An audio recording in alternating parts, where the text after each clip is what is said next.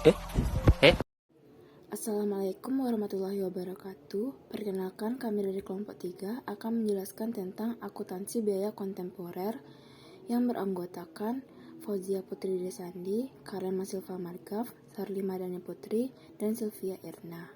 Yang pertama yaitu saya akan menjelaskan konsep dasar just in time.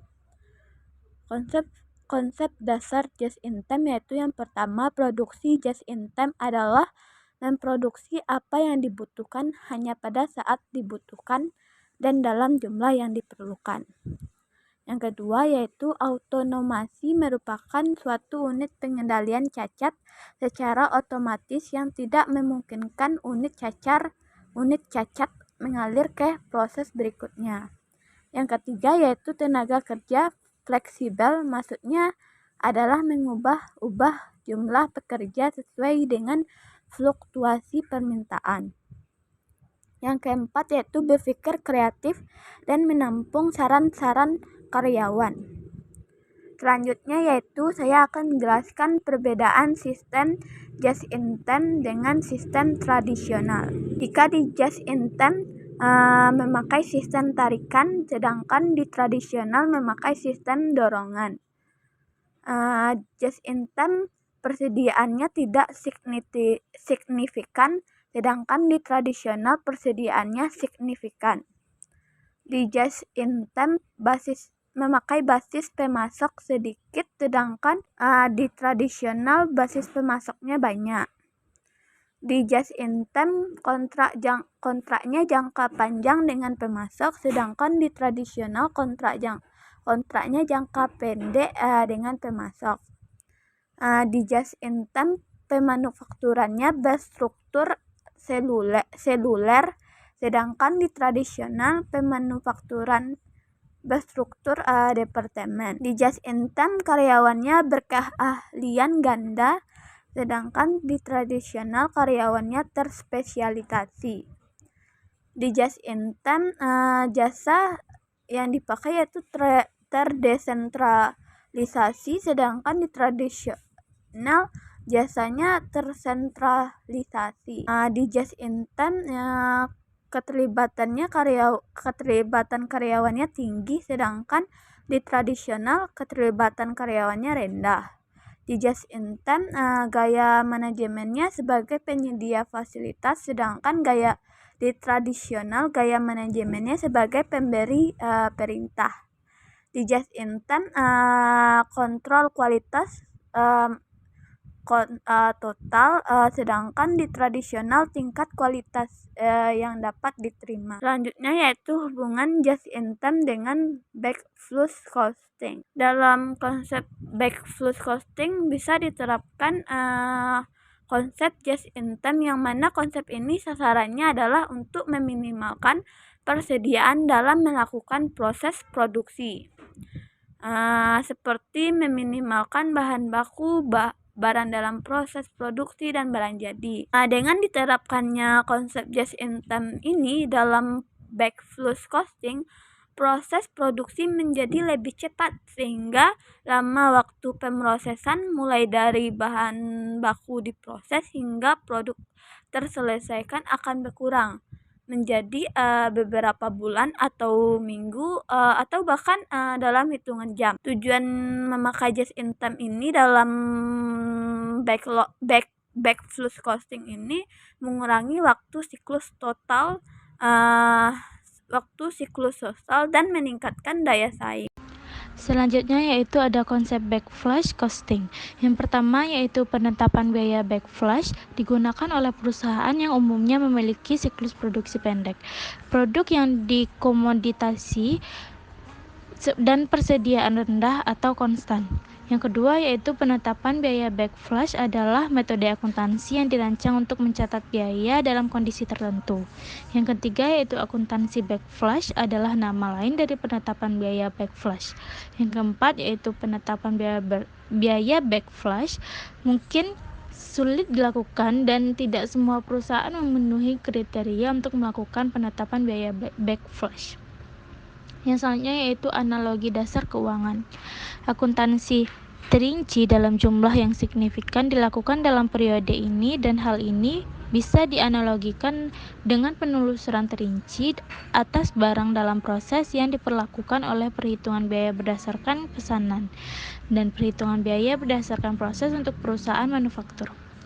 Akan tetapi, metode persediaan periodik membiarkan saldo awal dari akun persediaan barang dagang tidak berubah selama periode akuntansi. Penyesuaian di akhir periode dibuat agar saldo akhirnya sama dengan hasil perhitungan fisik. Harga pokok penjualan yang merupakan setelah aliran keluar dari barang dagangan untuk periode akuntansi tersebut dihitung dan dicatat hanya di akhir periode. Hal yang dilakukan dengan menambahkan saldo awal dengan saldo awal biaya persediaan barang dagangan ke total pembelian dan menguranginya dengan biaya persediaan akhir.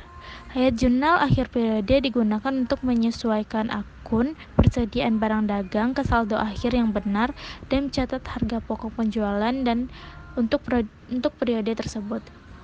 Selanjutnya yaitu pengertian standar costing. Biaya standar adalah biaya yang ditentukan di muka atau sebelum produksi, yang merupakan jumlah biaya yang seharusnya dikeluarkan untuk membuat satu satuan produk.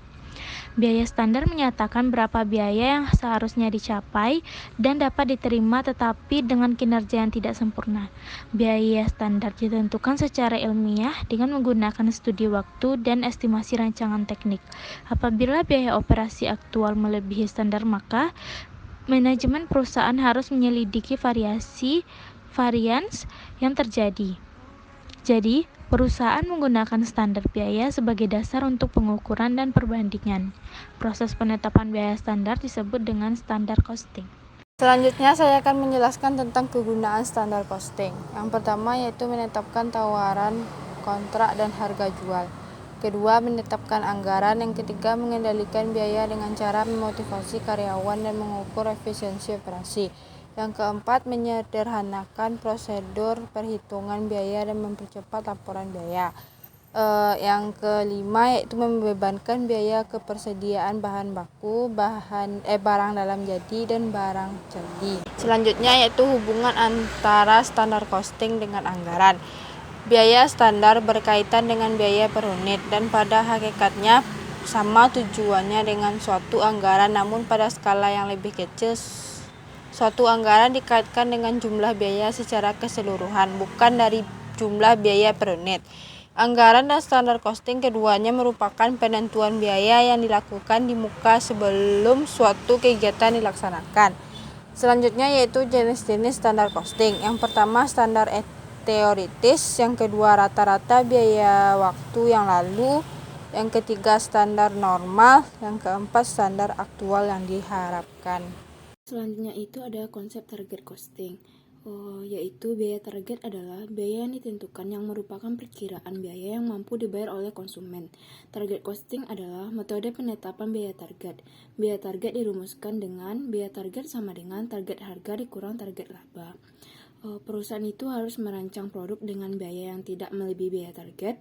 Jika harga produk yang didesain melebihi target biaya, maka perusahaan tidak akan memproduksi produk tersebut.